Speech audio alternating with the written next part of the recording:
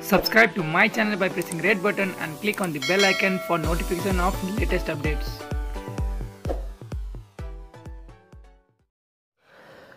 लकडाउनका बेला सडकमा पैदल हिँडेका यात्रुलाई प्रहरीले लाठी प्रहार गरेका दृश्यहरू पनि देखिए। तर यही बेला सङ्गठित रूपमा मान्छे जम्मा गरेर रात दिन नदी दोहन गर्दा पनि प्रशासन मौन छ। सिन्धुपाल्चोक, काभ्रे र सिन्धुलीबाट बनेपा हुँदै हरेक रात राजधानी भित्रिन्छन् 1500 टिप्पर। लकडाउनले दुनियाँभरका नदी कञ्चन भएका छन्, तर काभ्रे प्लाञ्चोक र सिन्धुपाल्चोकको सीमा छुटाउने इन्द्रावती नदीमा भने भेल बगिरहेको छ। लकडाउनको मौकामा स्थानीय जनप्रतिनिधिले डोजर चलाएर नदी दोहन गरिरहेका छन्। लकडाउनको बेला सडकमा पैदल हिँड्ने सर्वसाधारणलाई प्रहरीले लाठीले कुटपिट गरेका दृश्य देखिए। तर लकडाउनको अपहेलना गर्दै गाडी चलाउँदा, मान्छे जम्मा गरेर सङ्क्रमणको जोखिम बढाउँदा र नदी दोहन गर्दा प्रशासन मौन बस्यो। स्थानीयले आवाज उठाउँदा क्रसर उद्योगीहरूले गुड्डा लगाएर जनतामाथि आक्रमण गरेको दोलाल घाटका बासिन्दाहरू बताउँछन्। गत माघमा सञ्चार माध्यममा समाचार आएपछि प्रशासनले काभ्रेका सबै क्रसर तथा बालुवा खानीको अनुगमन गरेको थियो। अनुगमनमा 31वटै उद्योगले वातावरणीय मापदण्ड नमानेको भेटिएपछि बन्द गर्न सिफारिस गरेको थियो। तर अहिलेसम्म उत्खनन रोकिएको छैन। बर्खा महिनामा उत्खनन गर्दा बाढीको जोखिम बढाउने भएकाले यो समयमा खानी बन्द गर्नुपर्ने हुन्छ। तर आफ्नै निर्देशन कार्यान्वयन नभएकोमा प्रशासनलाई समेत वास्ता छैन।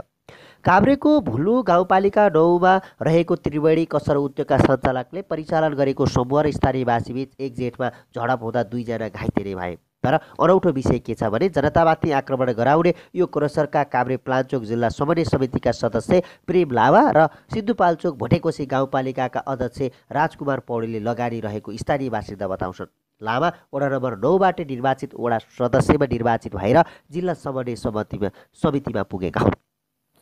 वडा अध्यक्ष दलबहादुर तामाङ भन्जर बस्तीको बीचमा 22 रोपनी जग्गामा यो क्रसर चलेको छ। यसको नेतृत्व जिल्ला समन्वय समिति सदस्य प्रेम लामाले गरेका छन्। प्रेमको सहायकको रूपमा भोटेकोशी गाउँपालिकाका अध्यक्ष राजकुमार पौडेल छन्। सुरुवातमा यिनीहरूले बालुवा धुने उद्योग भनेर अनुमति मागेका थिए, तर अहिले त यिनीहरूले क्रसर नै चलाएका छन्। लकडाउनमा पनि 24 घण्टा क्रसर उद्योग चलाएर नदी बर्बाद बनाएर प्रदूषण बढाएर वातावरण ध्वस्त बनाएर भनेर आवाज उठाउँदा प्रशासनले सुनेन। हामी जनताले विरोध गर्दा बाहिरका मान्छे जम्मा गरेर हामीलाई तह लगाउन खोजे, खुकुरी बोकेर हामीमाथि आक्रमण गरे, दोलाल घाट सुधार समितिका अध्यक्ष श्रीकृष्ण श्रेष्ठले भने। झडपमा घाइते भएका रामशरण पराजुली भन्छन्, उनीहरूले पहिलेदेखि नै हामी गाउँलेलाई थर्काउने धम्काउने गर्दै आएका थिए। 2 जेठमा हामीले अहिले क्रसर नचलाऊ भनेपछि क्रसरमा शेर भएको केदार पराजुली खुकुरी बोकेर हामी गाउँलेलाई काट्छौँ भन्दै आए। त्यसपछि हामी प्रतिकारमा उत्रिँदा मेरो टाउकोमा उनले खुकुरीले हानेको हो। हाम्रै गाउँमा पसेर हामीलाई खुकुरी हान्न थाले। जनप्रतिनिधिले गुन्डा परिचालन गरेपछि हाम्रो सुरक्षा कसले गर्ने? स्थानीय जनतालाई खुकुरी हान्नेलाई अहिलेसम्म प्रहरीले पक्राउ गरेको छैन। बरु सहमति गर्नुपर्छ भनेर प्रहरी कार्यालयबाट खबर आएको बताउँछन् पराजुली। ममाथि खुकुरी प्रहार भयो भनेर प्रहरीमा जाहेरी दिँदा पनि खुकुरी प्रहार गर्ने मान्छेलाई अझै समातेको छैन। उल्टै लकडाउनपछि क्रसर सञ्चालकसँग बसेर सहमति गर्नुपर्छ भनेर मलाई प्रहरी चौकीबाट खबर आएको छ, उनले भने। स्थानीय जनप्रतिनिधिले लगानी रहेको क्रसर उद्योग लकडाउनको समयमा नदी दोहनमा झन् सक्रिय भएको स्थानीय बताउँछन्। दुनियाँलाई लकडाउन लाग्यो, तर यी क्रसर उद्योगीलाई दसैँ आए जस्तो भएको छ। अरू बेलाभन्दा झन् उग्र भएका छन्, श्रेष्ठ भन्छन्। 2 जना जनप्रतिनिधिको लगानीमा सञ्चालित यो उद्योगले जनसङ्ख्या तथा वातावरण मन्त्रालयको रोडा ढुङ्गा सङ्कलन तथा क्रसर उद्योगको दूरी सम्बन्धी मापदण्ड 2073 पनि पालना गरेको छैन। मापदण्ड अनुसार क्रसर उद्योग घना बस्तीबाट कम्तीमा पनि 2 किलोमिटर टाढा र नदी किनाराबाट 300 मिटर टाढा हुनुपर्छ। तर जनप्रतिनिधिको लगानीमा सञ्चालित त्रिवेणी क्रसर मापदण्ड विपरीत बस्तीको मध्य भागमा सञ्चालित छ। इन्द्रावती नदीमै बालुवा पखाल्ने काम हुन्छ। नदीको बहाव नै परिवर्तन गरेर 24 घण्टा नदीबाट बालुवा ढुङ्गा निकाल्ने काम हुन्छ।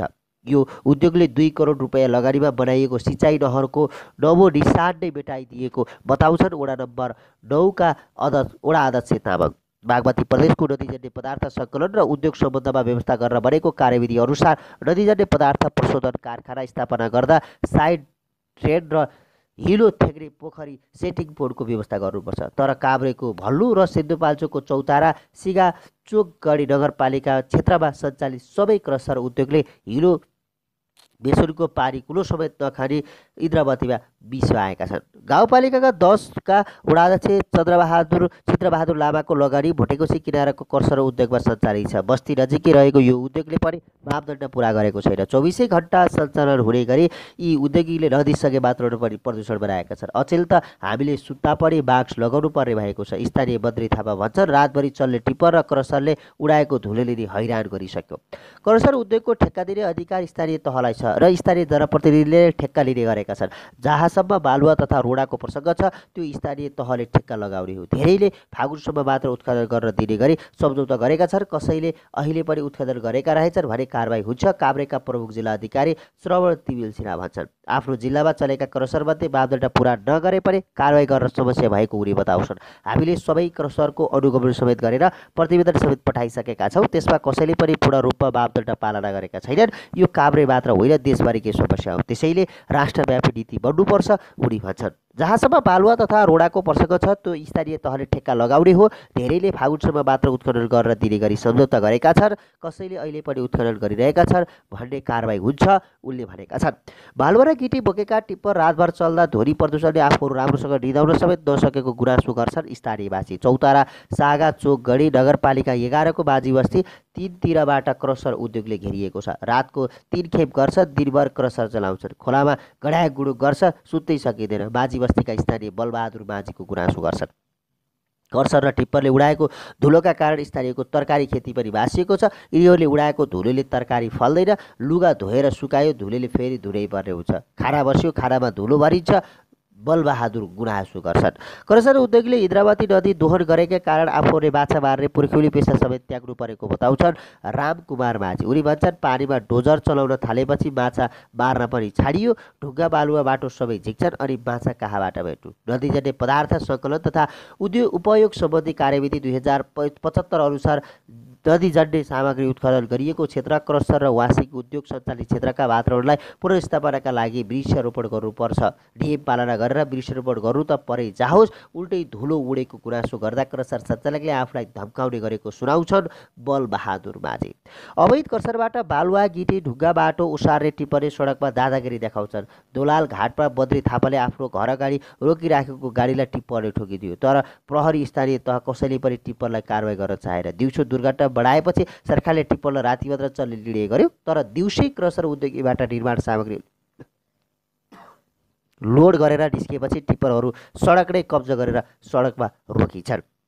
घरको ढोका छेकेर सडक जाम गरेर लस्करी सडकमा रोकिन्छन्। हर्न बजाउँछन्, हल्ला गर्छन्। चालकहरू जथाभावी बोल्छन्। आफ्नै घरमा बसिसक्नु नसक्नु भयो कसलाई भन्ने हो, सुनिदिने कोही छैन स्थानीय भन्छन्। कार्यविधि अनुसार टिप्परले प्रेसर हर्न बजाउन पाउँदैन। 40 किलोमिटर प्रति घण्टाभन्दा बढी गतिमा दौडन पाउँदैन। पानी चुहाउन पाइँदैन। नदीजन्य पदार्थ लोड गरिएको सामग्री गन्तव्यमा नपुगिन्जेल सडकमा पार्किङ गर्न पाइँदैन। तर काभ्रेका प्रमुख जिल्ला अधिकारी श्रवण तिमिल सिन्हाले दिउँसो टिप्पर चल्न नदिने पुरानो नीति भए पनि यातायात व्यवस्था विभागबाट नयाँ निर्देशन आएकाले व्यवस्थापनमा समस्या रहेको बताउँछन्। हामीले बेलुका मात्र टिप्पर चलाउन दिने निर्णय गरेका थियौँ, तर अहिले दिउँसो पनि चलाउन दिन काठमाडौँबाट दबाब आएको छ। यातायात व्यवस्था विभागबाटै पत्र नै आएको छ। निर्माणका काम रोकिए भनेर दिउँसो पनि टिप्पर चल्न दिनु भन्ने आदेश छ। व्यवस्थापनमा अलि गाह्रो भएको छ उनी भन्छन्। तर इन्द्रावती नदीको बालुवा र ढुङ्गा ओसार्ने टिप्पर भने अरनिको राजमार्गभरि लस्करी पार्किङ गरेर राखेका हुन्छन्। पानी चुहाउँदै पिच भत्काउँछन्, बाटो छेक्छन्, जाम गर्छन्। यिनीहरूको गुनासो गरी साध्य छैन स्थानीय होटल सञ्चालक रमेश श्रेष्ठले भने। काभ्रे प्लान्चोकको भुल्लु र सिद्धुपाल्चोकको क्षेत्रबाट दोलाल घाटको बाटो हुँदै एक रातमा 150 भन्दा बढी टिप्पर गुड्छन्। 5 खालसम्म पुग्दा अन्य क्षेत्रबाट समेत थपेर टिप्परको सङ्ख्या 300 भन्दा बढी हुन्छ। बनेपा पनौती लगायतका क्षेत्रबाट समेत थपिएपछि एक रातमा करिब 1500 टिप्पर सो क्षेत्रमा उपत्यका छिर्ने गर्छन्।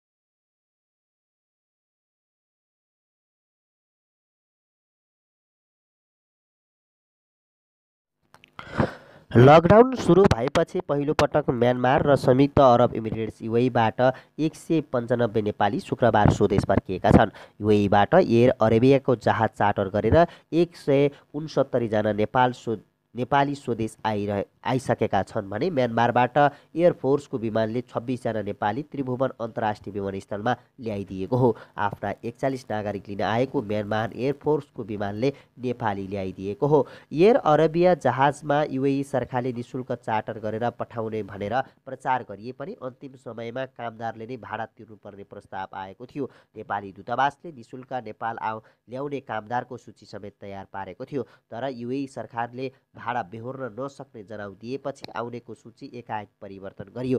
सोही कारण दिउँसो 12 बजे काठमाडौँ आइपुग्ने भनिएको जहाज पाउने 4 बजे मात्रै अवतरण गरेको थियो। कोभिड-19 सङ्कट व्यवस्थापन सेन्टर CCMCले विदेशबाट उद्धार गर्न विभिन्न मापदण्ड तयार पारेको थियो। सजायबाट आम माफी पाएका, डिटेन्स सेन्टरमा रहेका, जुनसुकै कारणले बहिर्गमन भिसामा रहेका, आफन्तको मृत्यु भई काजक्रियाका लागि आउनुपर्ने, रोजगारी गुमाएका, सुत्करी, ज्येष्ठ नागरिकलाई पहिलो प्राथमिकतामा ल्याउने गरी दूतावासले सूची तयार पारेको थियो। सोही सूची विमानस्थल, सेना र इमिग्रेसनलाई दिएको थियो, तर त्यो सूचीअनुसार कामदार आएनन्। खासमा नेपालको परराष्ट्र मन्त्रालय, युएईको विदेश मन्त्रालय, नेपाली दूतावास र एयर अरेबिया बीचको संवाद तथा समन्वय नै ठिकसँग नहुँदा यस्तो समस्या देखिएको छ। खासमा युएईको विदेश मन्त्रालयले नेपालको परराष्ट्र मन्त्रालयलाई पत्र लेखेर एयर अरेबिया मार्फत नेपाली कामदार पठाउन जानकारी गराएको थियो, जसमा एयर अरेबियाले नेपालमा 8 वटा निशुल्क उडान गर्ने, युएईको एयरपोर्टमा नै कामदारहरूले निशुल्क रूपमा कोरोना परीक्षण गर्न उल्लेख थियो। भोलिको दिनमा अवस्था सामान्य भएमा अहिले फर्किने श्रमिकलाई पुनः युएईमा फर्किन प्राथमिकता दिने पनि पत्रमा उल्लेख थियो। यसको बुधार्थ युएई स्थित नेपाली दूतावासलाई पनि दिएको थियो। सोही पत्रका आधारमा परराष्ट्र मन्त्रालयले बिहिबार 5 बजे मात्रै एयर अरेबियालाई नेपाल प्रवेश गर्न अनुमति दिन नागरिक उड्डयन प्राधिकरणलाई निर्देशन दिएको थियो। त्यस्तै परराष्ट्र मन्त्रालयले आफैले पठाएको सूचीअनुसार नेपाली श्रमिक पठाउन युएईलाई पत्र समेत लेख्यो। युएई स्थित नेपाली दूतावासले त्यस लगत्तै सूचीमा भएका कामदारहरूलाई नेपाल फर्किन तयार रहन खबर पनि गर्यो, जसमा प्रदेश नम्बर 1 र 6 का श्रमिकलाई छनौट गरिएको थियो। नेपाली दूतावासले बिहिबार 5:30 बजे सोही सूचना एयर अरेबियालाई दियो, तर एयर अरेबियाले बिहिबार साँझ 6 बजे निशुल्क उडान नगर्ने अडान लियो। नेपालमा कुल 40 उडान गर्ने र त्यसमध्ये 8 वटा निशुल्क उडान गर्ने एयर अरेबियाको भनाइ थियो। सुरुमा 8 वटा सशुल्क उडान गरेपछि मात्रै 2 उडान निशुल्क गरिदिने एयर अरेबियाले प्रतिक्रिया दियो। एयर अरेबियाको अडानपछि नेपाली दूतावासले त्यहाँको विदेश मन्त्रालयमा यसबारे स्पष्ट हुन चाह्यो। विदेश मन्त्रालयले पनि एयर अरेबियाको कुरा नै ठिक हो भनेपछि नेपाली दूतावास 3 छक परेको थियो। नेपाली दूतावासले बिहिबार साँझ 7 बजे एयर अरेबियालाई कामदार नलैजान भनेको जानकारी गराएको युएई स्थित गैर आवासीय नेपाली सङ्घका अध्यक्ष प्रकाश कोइरालाले जानकारी दिए। यता नेपाली दूतावाससँग कुनै सम्पर्क नगरी एयर अरेबियाले युएई स्थित इमिरेट्स सेक्युरिटी ट्रान्सगार्ड सेक्युरिटी कम्पनीका नेपाली श्रमिक लिएर नेपालका लागि उड्यो। तर यो जानकारी दूतावासले नेपाललाई मात्र होइन, नेपाल जान ठिक्क परेका कामदारलाई पनि गराएन। त्यसो भएपछि विमानस्थलमा पुरानै सूची लिएर व्यवस्थापनका लागि नेपाली सेना तथा प्राविधिकका कर्मचारीहरू लागेका थिए, तर विमानस्थल झरेका यात्रु युएईको दूतावासबाट आएको सूचीभन्दा फरक परेपछि व्यवस्थापनमा समस्या परेको विमानस्थल स्रोतले जनाएको छ। नेपाली कामदारले हवाई भाडा तिर्नुपर्ने हो भने नेपाल वायु सेवा निगमको जहाज चार्टर गर्नुपर्ने प्रस्ताव पर्यटन मन्त्रालयले बिहिबार राखेको थियो, तर परराष्ट्र मन्त्रालयले युएई सरकारले निशुल्क पठाउने भनेपछि विमानस्थल कार्यालयले एयर अरेबियालाई उडान अनुमति दिएको थियो। नेपाल आउन भनेर युएईको एयरपोर्ट पुगेका यात्रु हवाई भाडा र नेपालमा क्वारेन्टाइनका लागि होटलमा बस्ने खर्च समेत आफैले बिहोर्नुपर्ने थाहा पाएर असामञ्जस्य परेका थिए। महिनौँ रोजगारी गुमाएकाहरू यति ठुलो रकम तिरेर आउन सक्ने अवस्था नै थिएन। युएईका 2 सेक्युरिटी कम्पनीले आफ्ना कामदार पठाउने र भाडा बेहोर्ने प्रस्ताव गरेपछि जहाज सूचीभन्दा फरक यात्रु लिएर नेपाल आएको हो। ती कम्पनीले झन्डै 2 करोड रुपियाँ खर्च गरेर आफ्ना कामदार नेपाल पठाएका हुन्। युएईको सेक्युरिटी कम्पनीमा कार्यरत 146 र अन्य 11 जना गरी 157 जना छन्। थप 1 जना नाबालकसहित 158 जना तयार पारिएको थियो। अन्तिम समयमा थप 12 जना अन्य नेपाली भाडा तिरेर आउन तयार भएपछि 69 जना यात्रु लिएर जहाज नेपाल आएको हो। दूतावासले भने बिहिबार 210 जनाको सूची तयार पारेको थियो। यता विमानस्थलमा जहाज अवतरणपछि भने सूची नै नभएका यात्रु आए पनि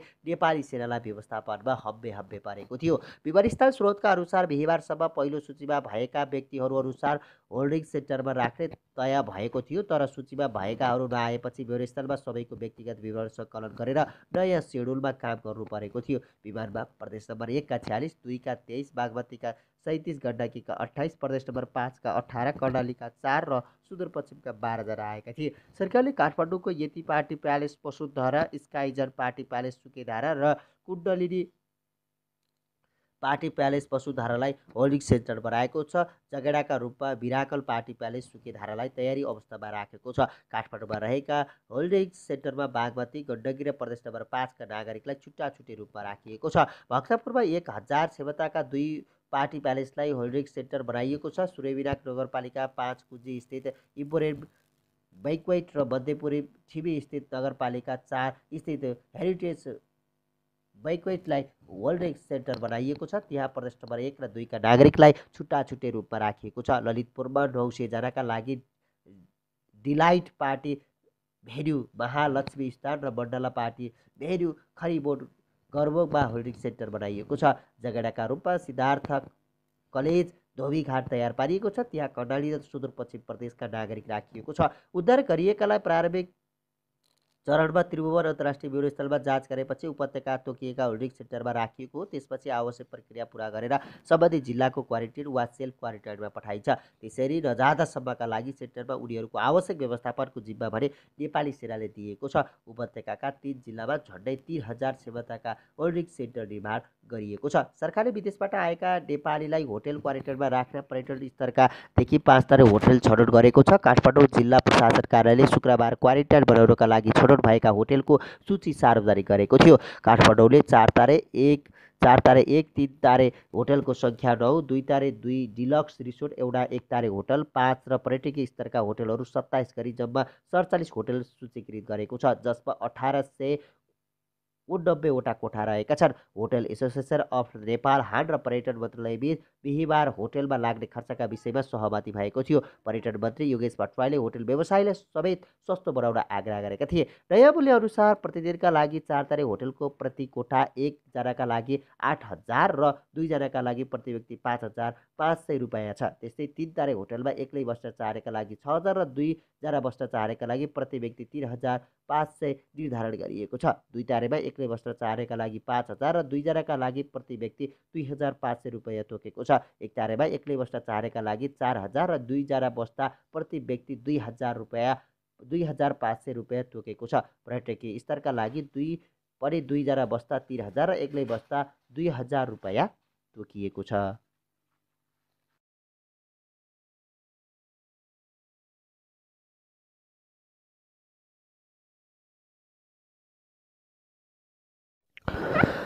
कोरोना भाइरस सङ्क्रमितको सङ्ख्या दैनिक बढ्दै गएपछि सरकारले परीक्षणको मोडालिटी नै परिवर्तन गरेको छ। अब कोरोना लक्षण नदेखिएका सर्वसाधारणको पिसिआर विधिबाट परीक्षण गरिने छैन, तर उच्च ओहदाका व्यक्तिको भने जोखिम नभए पनि पिसिआर विधिबाट परीक्षण गरिँदै आएको छ।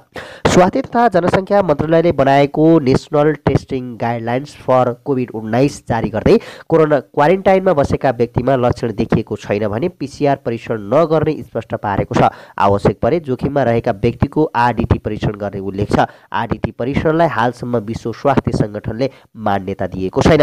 राज्यको स्रोत साधन नै धान्न नसक्ने देखेपछि लक्षण नभएकालाई परीक्षण नगरी घर पठाउने निर्णय भएको मन्त्रालयका एक अधिकारीले बताए। भारतबाट आएकाहरू अधिकांश सङ्क्रमित भएको र स्थानीय सरकारले क्वारेन्टाइन व्यवस्थित बनाउन नसक्दा सङ्क्रमण फैलिएको समयमा मन्त्रालयले परीक्षण नगर्ने निर्देशिका बनाएपछि नेपाल महामारीको थप जोखिममा परेको विज्ञहरूले बताएका छन्। निर्देशिकामा स्पष्टसँग लेखिएको छ, कोरोनाको लक्षण नदेखिएकालाई अब पिसिआर विधि मार्फत कोरोना जाँच गरिँदैन। अहिले क्वारेन्टाइनमा रहेका व्यक्तिहरूको भने 14 दिनपछि आरडिटी परीक्षण गरिनेछ।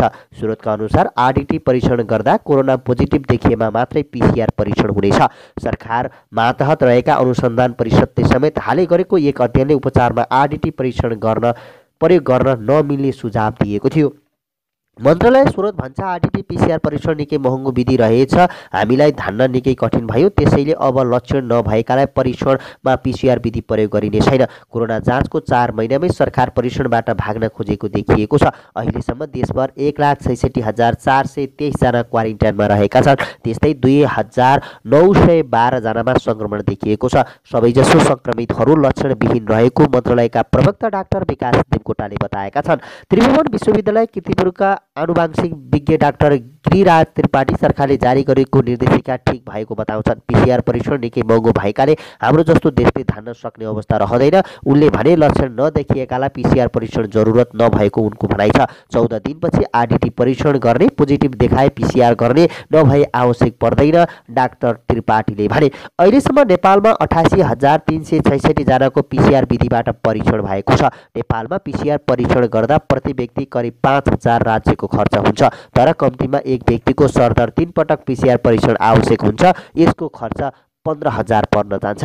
अहिलेसम्म परीक्षणमा मात्रै 5,000 का दरले 44 करोड 18 लाख भन्दा बढी खर्च भएको छ। यो अवस्थाले आगामी दिनमा पिसिआर परीक्षण गर्न राज्यले धान्न सक्दैन, स्वास्थ्य मन्त्रालयका अधिकारी भन्छन्। स्वास्थ्य मन्त्रालयको तथ्याङ्क अनुसार अहिलेसम्म सङ्क्रमण पुष्टि भएका मध्ये 90% भन्दा बढी क्वारेन्टाइनमा बसेका छन्। सबैजसो लक्षणविहीन रहेका हुन्। लक्षण नदेखिए पनि सङ्क्रमितहरू नियमित स्वास्थ्य कर्मीको निगरानीमा बस्नुपर्ने र उनीहरूको पिसिआर परीक्षण अनिवार्य गर्नुपर्छ। यस्तो बेला खर्चले धान्न सकिँदैन भनेर पिसिआर परीक्षण नगर्नु आश्चर्यको विषय भएको चिकित्सकहरू बताउँछन्। विश्व स्वास्थ्य सङ्गठनले मान्यता दिएको पिसिआर परीक्षण नगर्ने तर अनुमति नै नपाएको आरटिटी परीक्षण गर्ने निर्णयले स्वास्थ्य मन्त्रालयको नियतमाथि नै प्रश्न उठेको चिकित्सकहरूको भनाइ छ। सरुवारोग विशेषज्ञ डाक्टर शेरबहादुर पुनका अनुसार नेपालको सन्दर्भमा लक्षण नदेखिए पनि पिसिआर परीक्षण गर्नु आवश्यक छ। क्वारेन्टाइनमा रहेका तर लक्षणविहीनलाई 14 दिनपछि परीक्षण नै नगरी घर पठाउनु वैज्ञानिक होला, तर नेपालमा व्यवहारिक छैन, डाक्टर पुनले भने। त्यसैले पठाउनका लागि व्यवस्थित क्वारेन्टाइन आवश्यक पर्छ, तर नेपालमा एकै ठाउँमा 100 व्यक्ति राखिएको छ। यसले थप सङ्क्रमण बढिरहेको चिकित्सकहरूले बताएका छन्। नेपाल स्वास्थ्य अनुसन्धान परिषदले आरटिटी परीक्षण प्रयोग गर्न नमिल्ने रिपोर्टहरू सरकारलाई दिएको छ। सङ्क्रमित व्यक्तिको परीक्षण गर्दा आधा सङ्क्रमितलाई आरटिटीले छाडेको भन्दै परीक्षण गर्न नहुने रायसतको प्रतिवेदन बुझाइसकेको छ। नेपाल स्वास्थ्य अनुसन्धान परिषद, राष्ट्रिय जनस्वास्थ्य प्रयोगशाला, इपिडियोमियोलोजी तथा रोग नियन्त्रण महाशाखा लगायतका विज्ञ सहभागी टोलीले गरेको अनुसन्धानले यसको प्रयोग उचित नभएको निष्कर्ष सहितको प्रतिवेदन मन्त्रालयमा बुझाएको हो। नेपाल स्वास्थ्य अनुसन्धान परिषदका एक उच्च अधिकारीका अनुसार आरटिटी किट अध्ययन अनुसन्धान गर्न मिल्ने तर उपचारको प्रक्रियामा प्रयोग गर्न नमिल्ने ती अधिकारीका अनुसार उपचारको रूपमा विश्व स्वास्थ्य सङ्गठनले भने अनुसार र परिषदको निचोड अनुसार प्रयोग गर्न नमिल्ने प्रतिवेदनमा स्पष्ट खुलाइएको छ। अनुसन्धानकर्ताहरूले भनेका छन् आरटिटी किटको पोजिटिभ देखाउने क्षमता 50% मात्र देखियो, तर नेगेटिभ केसमा भने राम्रो रिपोर्ट देखिएको छ। अनुसन्धानकर्ताहरूले पिसिआर परीक्षण नगरेर आरटिटी मात्रै गरेमा देशले ठूलो मूल्य चुकाउनु पर्ने उनले बताएका छन्। कोरोना सङ्क्रमितले सरकारी अस्पतालमा जान नमानेपछि राजधानीको हाम्स अस्पतालमै उपचार भइरहेको छ। हाम्समा उपचाररत गुल्मी र पोखराका 2 व्यक्तिलाई कोरोना पुष्टि भएको हो। गुल्मीका 76 वर्षीय पुरुष पिसाबको सङ्क्रमण भएर अस्पताल पुगेका थिए भने पोखराका पुरुष मेन्जिटाइसिस जस्ता लक्षण देखिएपछि एयर लिफ्टमा अस्पताल गएका थिए। उनीहरूमा लक्षण नदेखिए पनि बाहिरी जिल्लाबाट आएकाले परीक्षण गर्दा सङ्क्रमण देखिएको हो। ठुलो समस्या नदेखिएपछि गुम्लीका बिरामी कोरोना रिपोर्ट आउनु अघि नै घर गएका थिए। शुक्रबार रिपोर्टमा पोजिटिभ देखिएपछि इपिडियोमियोलोजी तथा रोग नियन्त्रण महाशाखाको टोलीले सम्पर्क गरी सशस्त्र प्रहरी अस्पताल बलम्बु भर्ना गरेको छ। अर्का सङ्क्रमित भने हाम्स अस्पतालमा उपचाररत छन्। उनको स्वास्थ्यमा सुधार हुँदै गएपछि शुक्रबार बिहान भेन्टिलेटरबाट बाहिर निकालिएको छ। कोरोना पोजिटिभ देखिएपछि सरकारी अस्पताल जान अनुरोध गरे पनि नमानेको कार्यकारी निर्देशक डाक्टर ज्योतिन्द्र शर्माले बताए। हामीले उहाँहरूसँग सरकारको नियमअनुसार कोभिड अस्पतालमा जान अनुरोध गर्यौँ, तर बिरामी र आफन्तले सरकारीमा गएर भर्ना नहुने अडान लिएपछि यही उपचारलाई निरन्तरता दिने भएका छौँ, डाक्टर शर्माले भने। सरकार कार्यकारी निर्देशक डाक्टर शर्माले सङ्क्रमित भर्ना गर्ने आइसोलेसन वार्डमा पनि अन्तर्राष्ट्रिय स्तरको भएकाले कुनै किसिमको जोखिम नहुने बताएका छन्। यसका लागि सरकारसँग अनुमति लिएर उपचार प्रक्रिया अघि बढाइएको अस्पतालले जनाएको छ। नयाँ निर्देशिका व्यवस्था भन्दै सेती प्रादेशिक अस्पताल धनगढीले 6 कोरोना सङ्क्रमितलाई निको नहुँदै डिस्चार्ज गरेको छ। असमको मल्लेखी गाउँपालिकाका 32 वर्षीय पुरुष र उनकी 11 वर्षीय छोरी, बैतडीको शिवनाथ गाउँपालिकाका 1 का 20 र 27 वर्षीय पुरुष तथा शिवनाथ गाउँपालिका 2 का 20 र 22 वर्षीय पुरुषलाई शुक्रबार दिउँसो डिस्चार्ज गरेको हो। सङ्क्रमितहरू निको नभए पनि स्वास्थ्य मन्त्रालयले भर्खरै जारी गरेको निर्देशिका अनुसार उनीहरूलाई डिस्चार्ज गरिएको अस्पतालले जनाएको छ।